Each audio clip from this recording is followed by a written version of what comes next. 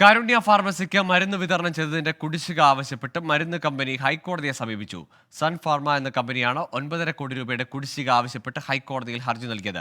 പാവപ്പെട്ട രോഗികളെ ആശ്രയിക്കുന്നതിനാണ് മരുന്ന് വിതരണം നിർത്താത്തതെന്നും ഹർജിയിൽ കമ്പനി ചൂണ്ടിക്കാട്ടുന്നു. അജീഷ് ജയകുമാറിന്റെ വിശദാംശങ്ങളുമായി കൊച്ചിയിൽ നിന്ന്. അജീഷ്, കാരുണ്യ വലിയ ആശ്വാസമാണ് മനുഷ്യർക്ക്, കേരളത്തിലെ രോഗികൾക്കൊക്കെ. എത്ര രൂപ കുടിശ്ശിക, അത് സംബന്ധിച്ച് സർക്കാർ ഈ ആവശ്യത്തോട്, കമ്പനിയുടെ ആവശ്യത്തോട് എങ്ങനെയാണ് ഇതുവരെ പ്രതികരിച്ചത്?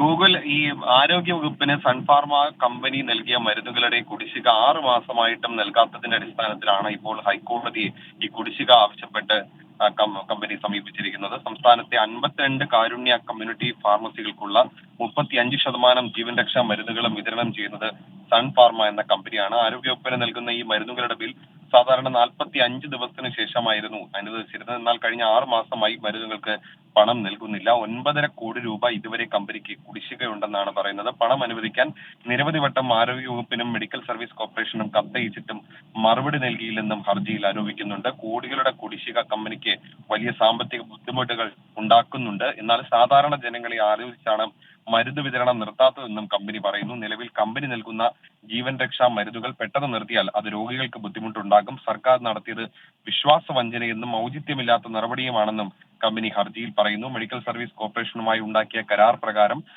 മരുന്ന് ഓർഡർ ചെയ്താൽ 7 ദിവസത്തിനുള്ളിൽ കമ്പനി എത്തിക്കുന്നുണ്ട്. ഈ മരുന്നുകളാണ് സംസ്ഥാനത്തെ കാരുണ്യ ഫാർമസികളിലൂടെ സർക്കാർ 7% ലാഭം ഈടാക്കി വിൽപ്പന നടത്തുന്നത്. എന്നാൽ ഇങ്ങനെ വിതരണം ചെയ്ത മരുന്നുകളുടെ തുക കമ്പനിക്ക് നൽകുന്നില്ലെന്നും ഹർജിയിൽ പറയുന്നുണ്ട്. ഹൈക്കോടതി ഇടപെട്ട് ഈ കുടിശ്ശിക ലഭ്യമാക്കാനുള്ള നടപടി സ്വീകരിക്കണമെന്നും ഹർജിക്കാർ കോടതിയിൽ ആവശ്യപ്പെട്ടിട്ടുണ്ട്. ഇതിന്റെ അടിസ്ഥാനത്തിൽ സൺ ഫാർമയുടെ ഹർജിയിൽ ആരോഗ്യ വകുപ്പിനോട് കോടതി വിശദീകരണം തേടിയിട്ടുണ്ട്.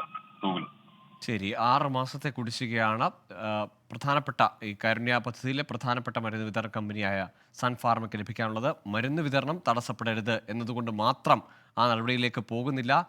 ഇനിയെങ്കിലും പണം ലഭിക്കുവാൻ വേണ്ടിയിട്ടാണ് അവർ ഹൈക്കോടതിയിൽ ഹർജിയുമായി എത്തിയിരിക്കുന്നത്.